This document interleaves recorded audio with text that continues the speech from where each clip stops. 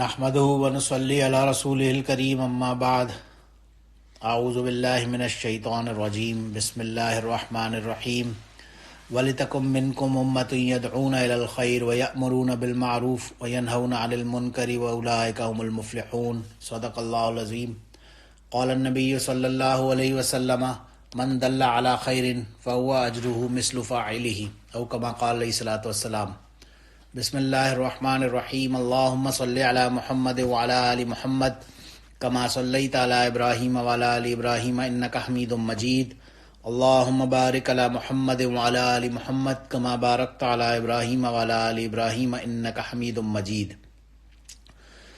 الحمدللہ اللہ سبحانہ و تعالیٰ کے فضل و کرم سے اور مہربانی سے ہم یہاں بیٹھے ہیں آج، اور ارادہ ہے انشاءاللہ تعالیٰ سیرت یا جو تمام انبیاء کرام کے احوال ہیں انہیں ڈسکس کیا جائے.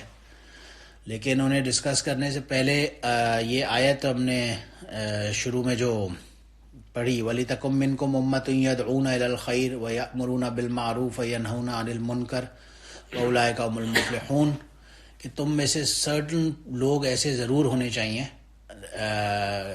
جو کہ یدعون الی الخیر، جو خیر کی طرف بلاتے ہیں، اچھائی کی طرف لوگوں کو بلاتے ہیں، دعوت دیتے ہیں. وَيَأْمُرُونَ بِالْمَعْرُوفِ، اور لوگوں کو آرڈر کرتے ہیں کہ اچھائی اور نیکی کرو. وَيَنْهَوْنَ عَنِ الْمُنْكَرِ، اور برائی سے روکو. یہ وہ میسج ہے جو قرآن میں تقریباً کئی سو مرتبہ ریپیٹیشنز کے ساتھ بھی انہی ورڈز کے میں انڈائریکٹلی بہت جگہ پہ آرڈر ہمیں ملتا ہے کہ اچھائی کی طرف بلاؤ اور برائی سے روکو لوگوں کو. یہ ہر مسلمان پر فرض ہے، جو دعوت کا کام ہے یہ ہر مسلمان کے اوپر فرض ہے.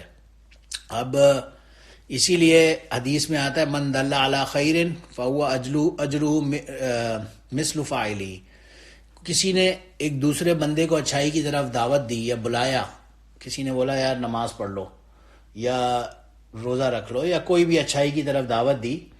اب یہ بندہ جس نے دعوت دی تھی ایون دو اگر یہ خود نہیں بھی کرتا، اس نے چھوڑ دیا وہ کام، لیکن مثل فلہ اجر مثل فاعلی، جب تک وہ دوسرا بندہ کرتا رہے گا تو اس کو اس کا ثواب جاتا رہے گا. اس دعوت کا اتنا زبردست فائدہ ہوگا. تو کسی کو اچھائی کی طرف بلانا اور برائی سے روکنے کا ایک بہت ہائی لیول اور مرتبہ اور مقام ہے. اسی لیے قرآن میں یہ میسج اتنا زیادہ ڈیٹیلڈ طریقے سے آیا ہے. لیکن یہ جو اچھائی کی طرف بلانا، امر بالمعروف اور نہی عن المنکر، یہ ہمیں آئے گا کیسے؟ ہاؤ وڈ وی نو کہ کیا اچھائی ہے اور کیا برائی ہے، کس چیز کی طرف بلانا ہے اور کس چیز سے روکنا ہے لوگوں کو.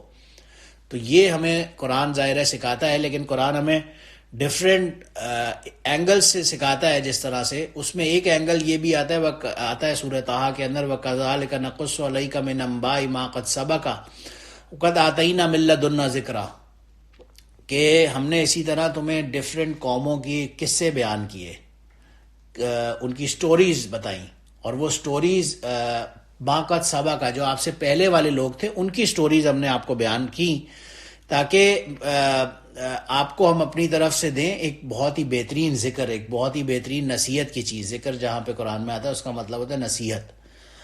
تو یہ اس نصیحت کے لیے آج ہم یہاں الحمدللہ جو بیٹھے ہیں، اس کا مین مقصد یہی ہے کہ وہ جو تأمرون بالمعروف اور نہی عن المنکر کا جو کانسیپٹ ہے، اصل تو مقصد اس کو ہی سمجھنا ہے، لیکن اسے سمجھنے کے لیے ہم وہ سمجھیں گے کیسے، وہ ہمیں سکھائے گا ظاہر ہے قرآن پاک.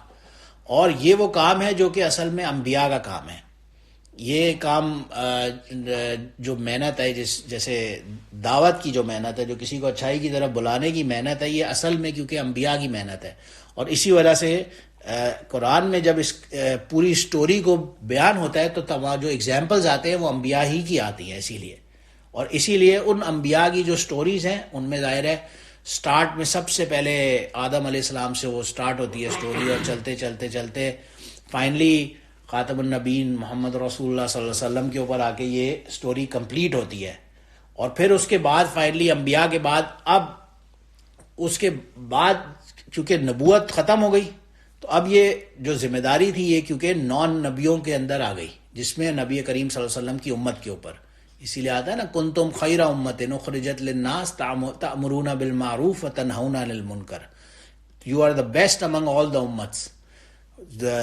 سب سے بہترین قوم ہو تم دوسری قوموں میں اور اس کا ریزن یہ ہے کیونکہ تم لوگوں کو اچھائی کی طرف بلا رہے ہو اور برائی سے روک رہے ہو. یہ وہ کام ہے جو اتنا امپورٹنٹ ہے.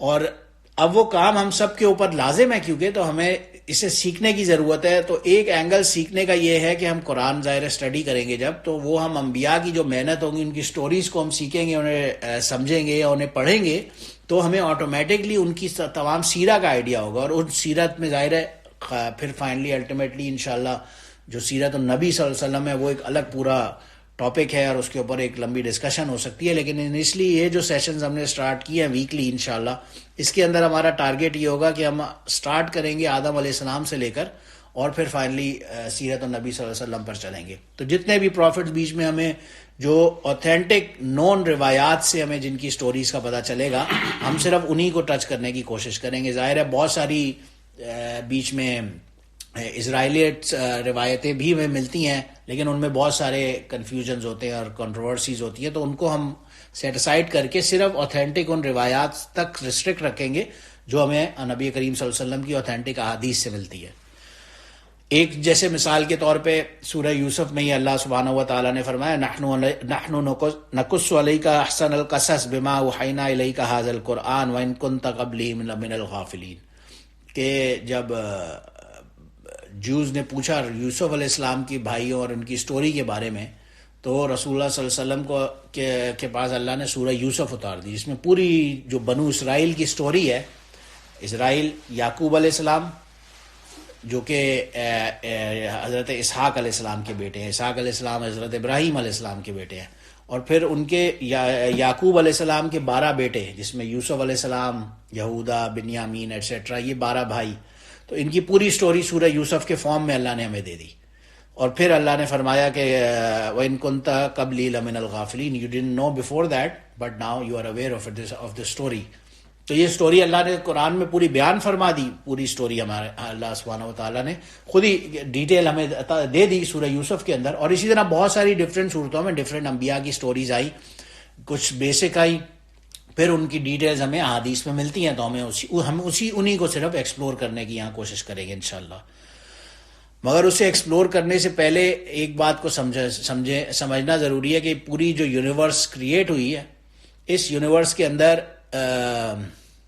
اس کا جو سٹارٹ ہے وہ آبویسلی جب کچھ بھی نہیں تھا تو اللہ سبحانہ و تعالیٰ کی ذات اس وقت بھی موجود تھی، وہ ہمیشہ سے ہے اور ہمیشہ رہے گی. پھر اللہ نے جب سوچا کہ میں اس کائنات بناؤں، ظاہر کائنات کا ایکچوئل مقصد تو رسول اللہ صلی اللہ علیہ وسلم ہی تھے، یہ تو ہمیں حدیث سے پتہ بھی چلتا ہے. ہم قرآن میں سٹوری مشہور دعا ہے ربنا ظلمنا انفسنا وان لم تغفر لنا وترحمنا لنکونن من الخاسرین، یہ بڑی مشہور فیمس دعا ہے حضرت آدم علیہ السلام جو مانگتے تھے جب جنت سے نکالے گئے، اور وہ یہ دعا مانگتے مانگتے اللہ نے انہیں فرگیو کیا فائنلی. روایت کے مطابق 40 سال بعد، یا ڈفرینٹ روایتوں میں مختلف ٹائم پیریڈ آتا ہے، اتنے عرصے تک وہ یہ دعا مانگتے رہے. تو ایک حدیث میں آتا ہے کہ وہ یہ دعا مانگتے رہے، اللہ سے مانگتے رہے، اور پھر فائنلی انہوں نے اللہ سے دعا فرمائی اللہم اغفر لحق محمد ان تغفر علی، کہ اللہ میں آپ کو محمد رسول اللہ صلی اللہ علیہ وسلم کا واسطہ دیتا ہوں، میری مغفرت فرما دے جو بھی غلطی ہو گئی ہے اس سے. اور اللہ نے کہا کہ اللہ نے اس پہ کہا آپ محمد علیہ الصلوۃ والسلام کو کیسے جانتے ہیں، ابھی تو میں نے انہیں پیدا بھی نہیں فرمایا کیا. تو انہوں نے فرمایا لما خلقتنی بیدک، اور بڑی لمبی حدیث ہے کہ جب آپ مجھے تخلیق کر رہے تھے اور اس وقت ونفخت فی روحک، اپنی روح میرے اندر پھونکی اور میں نے سر آسمان پر اٹھایا رفعت راسی، تو میں نے آسمان پر دیکھا لا الہ الا اللہ محمد رسول اللہ، اس وقت دیکھا ہوا. تو میں نے یہ جان لیا کہ ظاہر ہے محمد رسول اللہ صلی اللہ علیہ وسلم، ظاہر ہے آپ نے جب اپنے نام کے ساتھ اسی کا نام لگایا ہوگا جس سے آپ کو سب سے زیادہ محبت ہوگی. تو جب انہوں نے ان کا واسطہ دے کر اللہ سے دعا کی تو اللہ نے اسی وقت سے انہیں فرگیو کر دیا. تو اس کا جو ایکچوئل مقصد اس پورے کائنات، اس پورے یونیورس کو بنانے کا تھا، وہ تو ظاہر ہے محمد رسول اللہ صلی اللہ علیہ وسلم کی ذات ہی ہے. تو ان کی تو ہم جتنی بھی تعریف، جتنی بھی وہ ڈسکشن کریں، وہ ہم سے ادا ہو ہی نہیں سکتی، اور وہ ہم سے کوئی نہ کوئی کوتاہی اس میں رہ ہی جائے گی، اور وہ کمی ہم سے رہ ہی جائے گی. ہم اس کا حق ادا کر ہی نہیں سکتے، ہماری اوقات ہی نہیں ہے. ہم تو صرف مین یہاں پہ سٹوریز کو ڈسکس کر سکتے ہیں جو ہمیں بک سے علم ملتا ہے یا نالج ملتی ہے، ہم صرف اسی کو ڈسکس کر سکتے ہیں، اور وہی کرنے کے لیے ہم یہاں بیٹھے ہوئے ہیں. اب یہ کائنات کو بنانے کے انیشل مقصد تو ایک طرف، لیکن اس کے اسباب کے درجے میں رسول اللہ صلی اللہ علیہ وسلم سے اسائڈ اللہ نے سب سے پہلے اپنا عرش بنایا، پھر قلم کرسی بنایا، اور پھر فرشتوں کی تخلیق کی. وہ آتا ہے اتنے فرشتے تھے اللہ کے عرش کے نیچے، ہزاروں سینکڑوں فرشتے کھڑے ہوئے ہیں. پھر ایک روایت میں آتا ہے کہ جس جگہ پر خانہ کعبہ ہے مکہ مکرمہ میں، اس کے بالکل سٹریٹ اوپر آسمانوں میں، ساتویں آسمان کے اوپر بیت المعمور جسے کہتے ہیں، وہ ایک دوسرا گھر ہے اللہ کا، اور وہاں پہ جا کے فرشتے طواف کرتے ہیں. اور ایک ٹائم پہ تقریباً 70,000 اینجلز جو ہے وہ اللہ کے اس گھر کا طواف کرتے ہیں. اور ایک فرشتہ جب ایک مرتبہ طواف کر لیتا ہے پھر قیامت تک اس کی باری نہیں آنی. تو ہم اس کی نمبرنگ کے اعتبار سے اگر دیکھیں، یہ 70,000 اینجلز ٹائمز ایوری ون طواف جو وہ وہاں کر رہے ہیں اس گھر کا، اور پھر وہ آج کریں گے اور ان کی قیامت تک باری نہیں آئے گی. اور یہ ہزاروں سال سے چل رہا ہے اور پتہ نہیں کتنے ہزاروں سال تک اور آئے گا. جب اس کو ملٹیپلیکیشن سٹارٹ کریں گے تو پرابلی بلینز اور ٹریلینز اور کوڈریلینز کی بات نہیں ہے، یہ اتنے خربوں کے میں چلی جائے گی کہ ہمارے کیلکولیٹرز بھی اتنے فرشتوں کو شاید کیلکولیٹ نہ کر سکیں.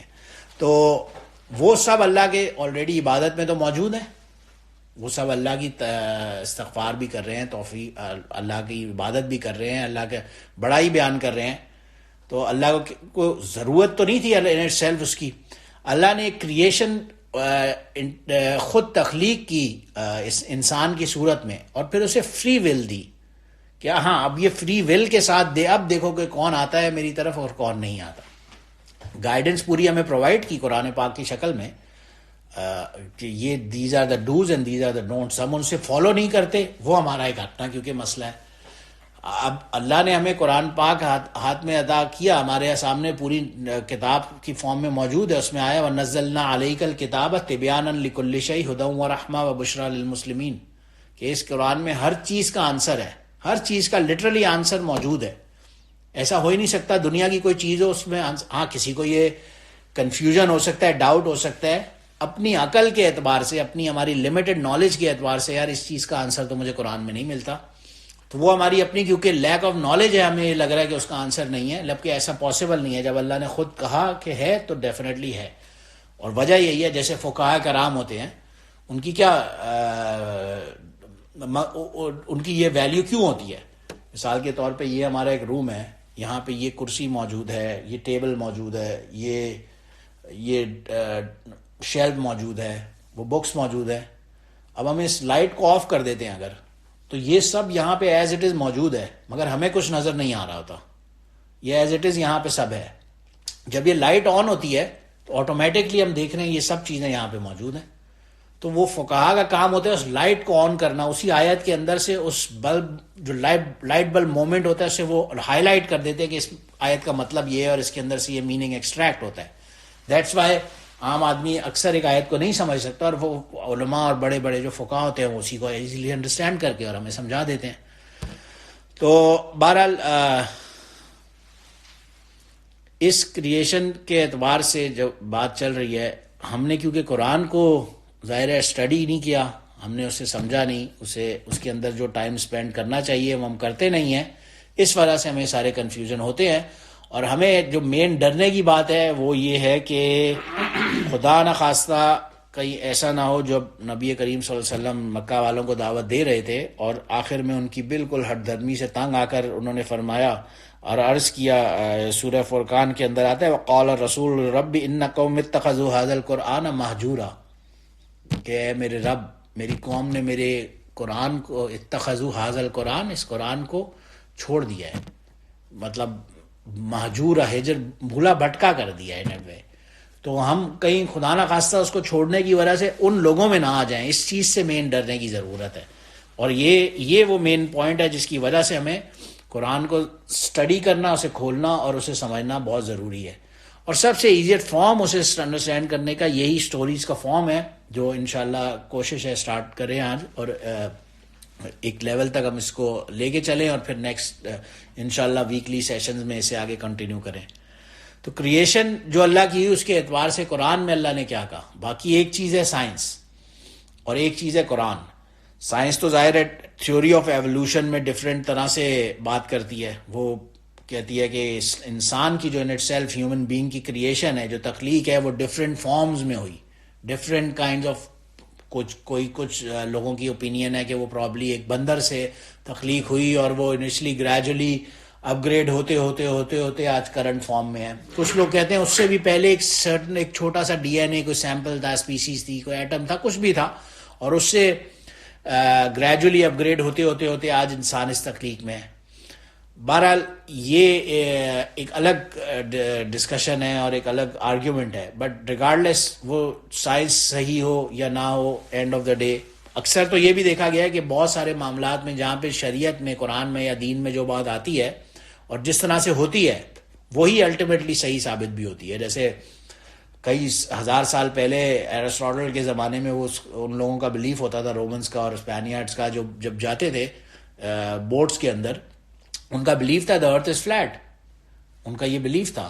اور بہرحال بعد میں پتہ چلا کہ نہیں, دا ارتھ از ناٹ فلیٹ, وہ تو راؤنڈ ہے. یہ اس زمانے کی سائنس یہ کہتی تھی. بعد میں سائنس میں ترقی ہوئی اور انہوں نے انڈرسٹینڈ کیا, جب بڑے بڑے ٹیلیسکوپس اور سیٹلائٹس انوینٹ ہوئی تو انہوں نے آٹومیٹکلی دیکھ لیا کہ ارتھ از راؤنڈ. تو جب سائنس اس لیول پہ آئے اور وہ اس چیز کی اوتھینٹسٹی کے ساتھ پروف کر کے یہ بات ثابت کرے تو وہ ایک الگ بات ہے. لیکن آج کے زمانے میں اٹس آل اسپیکولیشنز, اور اسپیکولیشنز کا جہاں تک تعلق ہے, ایک آپ لوگوں نے سب نے سنا ہوگا, مین نیل ڈیگراس ٹائسن جو سب سے بڑا ون آف دی موسٹ مشہور ترین ایتھیسٹ سائنٹسٹ ہے امریکن.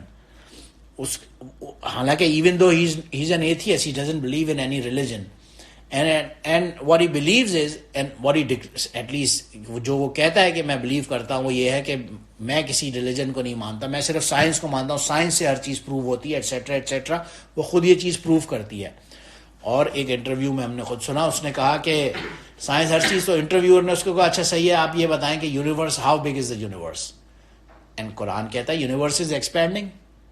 تو اس نے یہ بات ایکنالج کی کہ یونیورس از ایکسپینڈنگ. تو اس نے کہا اچھا وین ول وی نو کہ how far is the universe, اس کی باؤنڈری کہاں پہ ہے. تو نیل ڈیگراس ٹائسن وہ خود کہتا ہے ساتھ میں کہ at the speed of which the universe is expanding, جس تیزی کے ساتھ یونیورس ایکسپینڈ ہو رہا ہے, ہمارے ٹیلیسکوپس اس سے کم اسپیڈ سے ایڈوانس ہو رہے ہیں. تو اٹ از ویری پاسبل کہ ہم at the end of the day ہمیں کبھی بھی نہیں پتہ لگ سکے کہ یونیورس کتنا بڑا ہے, کیونکہ جتنی ایڈوانس سٹیج کے اوپر ہمارے اپنے ٹیلیسکوپس ترقی کرتے ہیں, اس سے زیادہ فاسٹ سپیڈ کے ساتھ یونیورس ترقی کر رہا ہوتا ہے اور ایکسپینڈ ہو رہا ہوتا ہے. تو at the end of the day یہ پاسبل ہے کہ ہم لوگ کبھی بھی یہ بات بتا ہی نہ سکیں آپ کو کہ یونیورس کتنا بڑا ہے. تو پھر اینڈ آف دا ڈے جب سائنس زیرو ہی رہے گی اور یونیورس کا آپ بتا ہی نہیں سکتے, اینڈ آف دا ڈے آپ خود ایڈمٹ بھی کر رہے ہیں, تو اس پوری لاجک کے اندر تھوڑا سا تضاد اور کنفیوژن ملتا ہے. تو قرآن اس بارے میں بہت زیادہ کلیئر ہے, بالکل کیٹیگوریکلی ہر معاملے میں ہر چیز کا آنسر کیونکہ وہاں پہ ہے موجود. تخلیق کیسے ہوئی اس ہیومن کی, مین کائنڈ کی, تو بالکل کیٹیگوریکلی اللہ نے کہا وَبَدَأَ خَلْقَ الْإِنسَانَ مِنْ طِينٍ, کہ انسان کو ہم نے مٹی سے بنایا اور مٹی سے بنایا, مٹی میں ہی جانا ایک دن. تو بہرحال قرآن نے بالکل کیٹیگوریکلی بتا دیا, جیسے آدم علیہ السلام کہتے ہیں انہیں اللہ نے مٹی سے بنایا اور پھر ان میں اپنی روح پھونکی اور ایٹسیٹرا. تو وہ مٹی سے بنانا قرآن نے 1400 سال پہلے ہمیں کیٹیگوریکلی بتا دی یہ بات. اور پھر آگے فرمایا جعل نسلہ من سلالۃ من ماء مہین, کہ مٹی سے ایک انسان کی کریشن ہوئی اور پھر اس کریشن کو آگے فردر سلالۃ من ماء مہین, ایکسپرم کے ذریعے اور جو نیچرل کورس ہوتا ہے اس کے ذریعے سے ریپروڈکشن کے طریقے کے اوپر اس کی ایکسپینشن ہوتی ہے ہیومن ریس. یہ قرآن نے اللہ نے اس وقت ہمیں کیونکہ بتا دیا, تو ہمارے لیے اتنا ہی جان لینا ظاہر ہے بہت ضروری ہے. مسئلہ یہی ہے کیونکہ ہم لوگ بہت ہی ان چیزوں کو مانتے نہیں ہیں, اور بعض جانتے تو ہیں مانتے نہیں ہیں, یا اس کو پڑھتے بھی ہیں سمجھتے بھی ہیں لیکن پھر بھی اس پہ عمل نہیں کرتے. ہم لوگوں کی کیونکہ اپنی ویکنیس ہوتی ہے. حالانکہ اگر ہم دیکھیں اس پوری یونیورس کو ہی دیکھتے ہیں, ہمارے اوپر یہ اتنی بڑی ارتھ ہے, یہ اوپر اتنا بڑا اللہ نے کریشن کی. اللہ نے جب عرش قلم کرسی بنایا, اس کے بعد اللہ نے فرشتوں کو بنایا, پھر اللہ نے زمین بنائی, اور پھر اللہ نے آسمان بنائے, اور آسمانوں کو ایک بالکل چھت روف کی طرح اوپر رکھا, اور بغیر کسی پلرز کے, بغیر عمد آتا ہے قرآن میں, بغیر کسی پلرز کے ہمارے اوپر کھڑا ہوا ہے. تو ہمارے لیے یہ ان اٹ سیلف دیکھنا ایک میریکل ہے, بٹ ہم لوگ اس میریکل کو اس طرح سے کیونکہ ایڈمٹ نہیں کرتے, وہ آتا ہے نا افلا یتدبرون القرآن اللہ قلوب اقفالها، کہ ان کے دلوں پہ تالے کیوں کے پڑے ہوئے ہیں.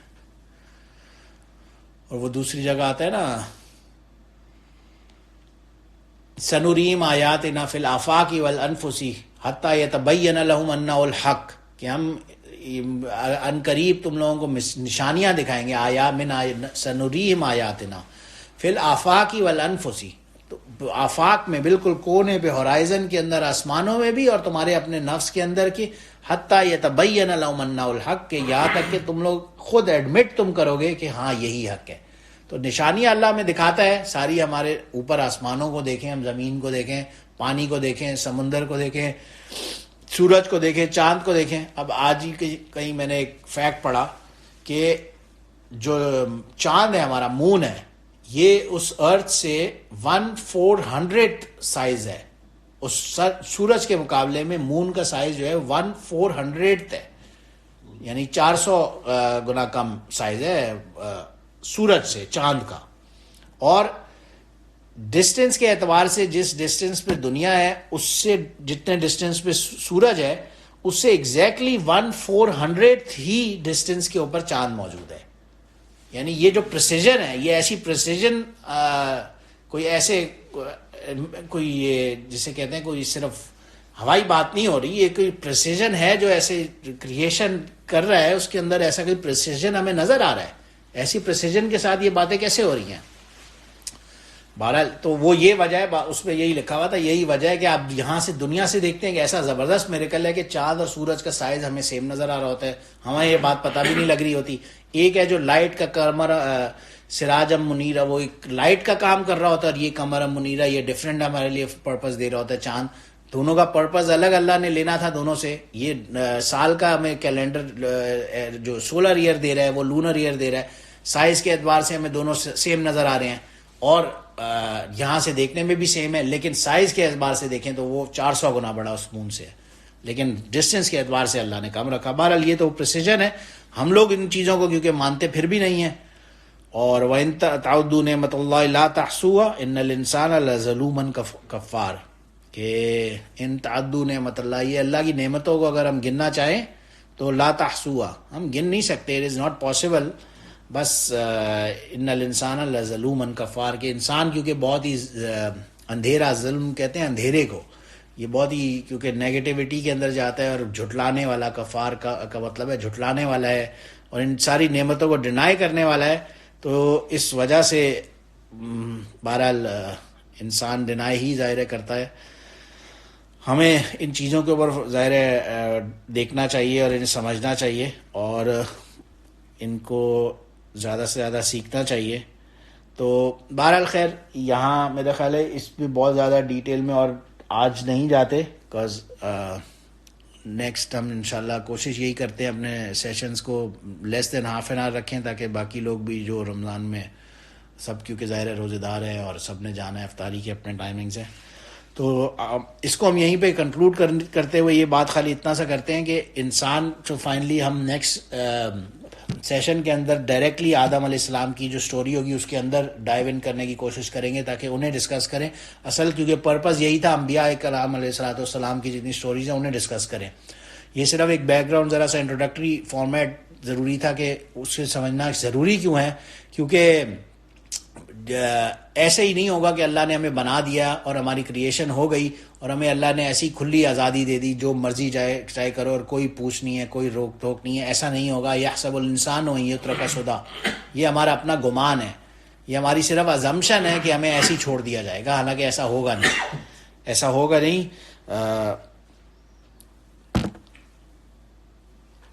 جب اللہ نے بنایا ہے خلقہ اور ثم ہدا، جب اللہ نے بنایا ہے اور ہدایت دی ہے تو اس کی ظاہر پوچھ بھی ہوگی اور ہمیں اس کا جواب دہی بھی کرنی پڑے گی. اور اسی لیے بات ہے نا وہدیناہ النجدین، یہ دو طرح کے راستے ہیں، ایک صحیح راستہ ہے ایک غلط راستہ ہے. دونوں کی طرف اللہ نے ہمیں ہدایت دی ہے، ہمیں اللہ نے دکھائے ہیں راستے اس قرآن کے اندر، ہمیں اس پہ عمل کرنا ہے اور چلنا ہے. اور اس پہ چلنے کے لیے ظاہر ہے قرآن کو سیکھنا اور انبیاء کی سٹوریز کو سمجھنا ضروری ہے. وہ انشاءاللہ ہم نیکسٹ سیشن سے ڈائریکٹلی اسٹارٹ کرتے ہیں. وآخر دعوانا ان الحمدللہ رب العالمین. سبحان ربک رب العزت عما یصفون وسلام علی المرسلین والحمدللہ رب العالمین.